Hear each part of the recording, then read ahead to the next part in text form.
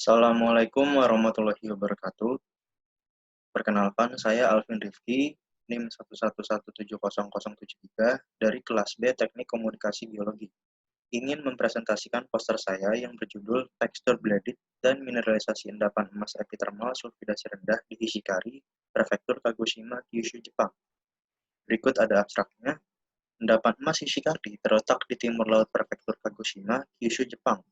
Endapan Hishikari menjadi penghasil emas terbesar di Pasifik Barat dengan kandungan biji mencapai 1,4 juta ton di lapangan Honko dan 2 juta ton di lapangan Yamada. Endapan emas Hishikari tersusun atas endapan epithermal sulfidasi rendah. Salah satu tekstur yang paling umum dijumpai adalah tekstur bladed. Tekstur bladed tersebut terbagi menjadi dua, yaitu bladed quartz dan bladed calcite. Kedua tekstur tersebut saling berhubungan satu sama lain. Bladed quartz seringkali ditemukan dan diamati di endapan emas epithermal sulfidasi rendah.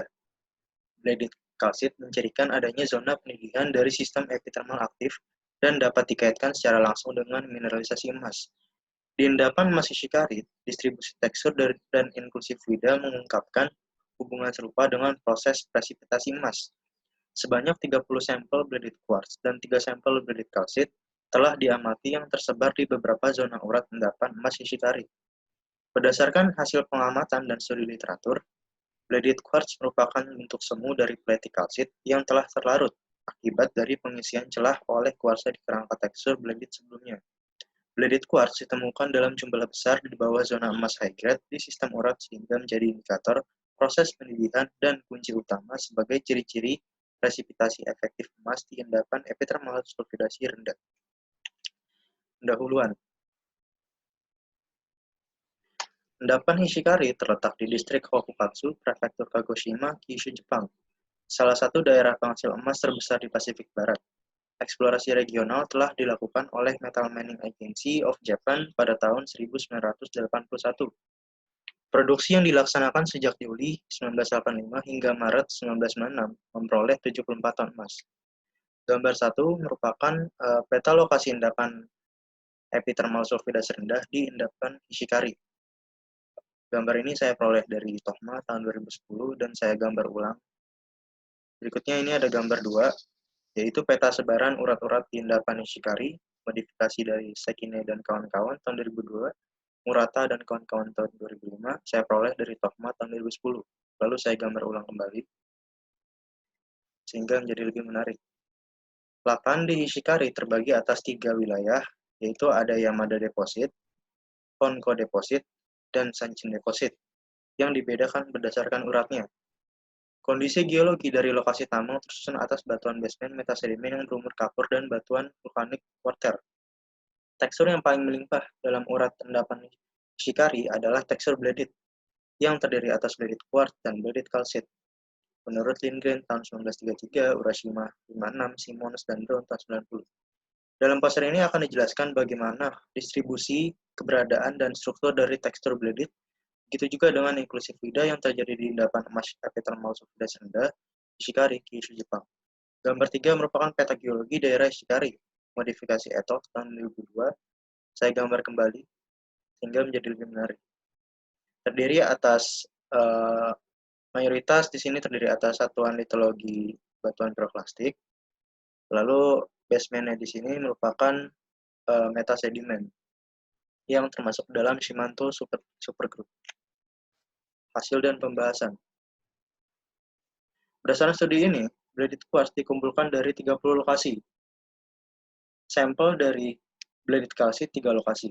Tipe struktural dari tekstur bladed quartz di daerah penelitian terbagi menjadi 2 tipe, yaitu lattice type dan parallel type. Bladed calcite hanya ditemukan secara lokal di daerah tertentu yang terdapat di dalam urat dan rongga di dalam wall rock. Gambar 8 merupakan titik sampling tekstur bladed quartz dan calcite yang diplot di peta sebaran urat endapan Hishikari. Di sini ada simbol lingkaran, simbol segitiga. Simbol lingkaran ini mewakili quartz, huruf Q, dan segitiga huruf C mewakili calcite. Tersebar terdiri menjadi 30 titik. Dan 3 titik untuk yang bladed calcite, 30 titik untuk bladed quartz. Ada catatan penting di sini yaitu bladed quartz terletak di bawah zona biji emas high grade sehingga dapat menandakan bahwa bladed quartz menjadi indikator dari adanya penidihan dari bentuk semu bladed kalsit. Jadi ini ada beberapa sampel yang dimasukkan ke dalam tabel, yaitu tabel 1, daftar sampel tekstur bladed quartz dan bladed kalsit. Saya peroleh dari ETHOH tahun 2002, lalu saya gambar kembali. Di sini ada beberapa sampel dengan tipe struktural yang berbeda. Ada tipe lattice, ada tipe paralel dengan panjang yang berbeda-beda, ketebalan yang berbeda-beda, komposisi mineral yang juga berbeda, yang terdiri dari kalsit, ada kuarsa adularia kalsit, ada kuarsa adularia smectite, dan sebagainya. Ini lubang bornya ada terbagi menjadi 9 Mahak 6, Daisen 1, 9 Mahak 6, ada Hosen 2, Zulsen 1. Lalu untuk altitude-nya di sini juga berbeda-beda panjangnya. Terus ada East West Grid dan ada tipe wall rock-nya. Berikutnya untuk penjelasan inklusi fluida. Melalui uji mikrotermometri didapat dua jenis fluida telah diidentifikasi dalam tekstur bladed quartz dan bladed kalsit. Tipe pertama merupakan inklusi fluida kaya cairan, terdiri atas 70% sampai 90% volume cairan dan 10-30% volume vapor. Tipe kedua merupakan inklusi fluida kaya uap yang terdiri atas 95% uap, homogen dengan fase uap. Di sini ada gambar 5. Gambar A merupakan lattice type bladed quartz, sedangkan gambar B merupakan parallel type bladed quartz. Saya peroleh dari ETHOH tahun 2002. Inklusi fluida pada tekstur bladed kalsit menandakan bahwa presipitasi kalsit berasal dari dua fase fluida, walaupun inklusi fluida kaya uap dalam jumlah yang sedikit. Di sini ada gambar 6 menjelaskan bahwa inklusi fluida di dalam bladed quartz sampel Q6, inklusi kaya akan cairan atau LR, terlihat lebih jelas dan inklusi fluida kaya uap dalam kondisi minor, PR. Saya peroleh dari ETHOH tahun 2002. LR di sini maksudnya liquid rich fluid, PR di sini adalah vapor rich fluid. Nah, di sini kan terlihat jelas untuk gambarnya. Di sini yang liquid rich fluid atau LR di sini penampakannya lebih jelas, lebih besar. Sedangkan untuk yang VR di sini lebih kecil. Sehingga jelas bahwa inklusi fluida kaya cairan terlihat lebih jelas daripada inklusi fluida kaya uap dalam kondisi minor. Lalu di sini berikutnya ada proses pembentukan bladed quartz.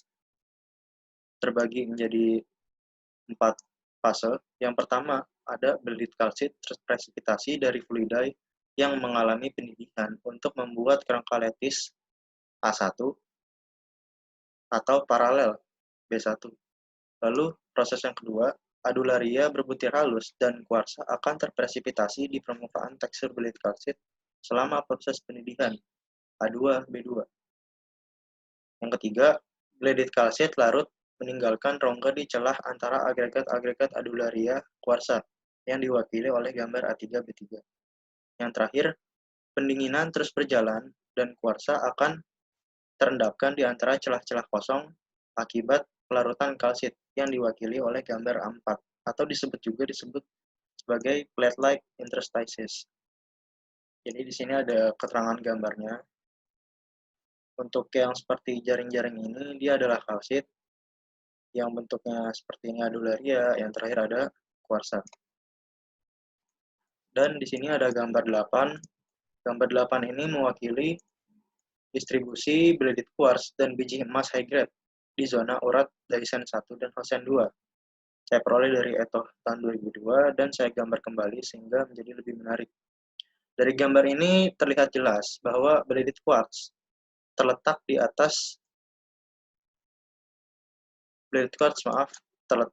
di bawah zona biji emas high grade sehingga dapat menandakan bahwa bladed quartz menjadi indikator dari adanya pendidikan dari bentuk semu bladed kalsit.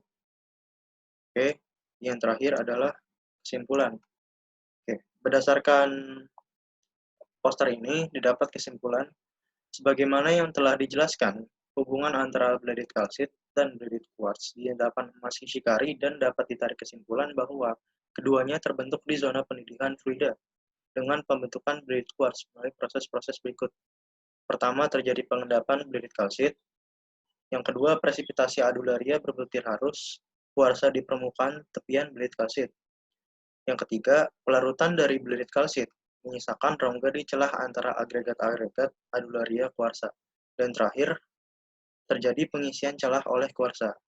Sehingga, bleeded quartz ditemukan dalam jumlah besar di bawah zona mass hydrate di sistem urat, sehingga menjadi indikator adanya proses pendidikan dan menjadi kunci utama sebagai ciri-ciri presipitasi efektif emas di endapan epithermal sulfidasi rendah.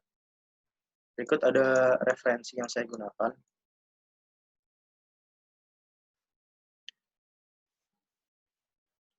Baik, terima kasih. Demikian presentasi poster dari saya. Mohon maaf apabila masih banyak kekurangan. Terima kasih. Wassalamualaikum warahmatullahi wabarakatuh.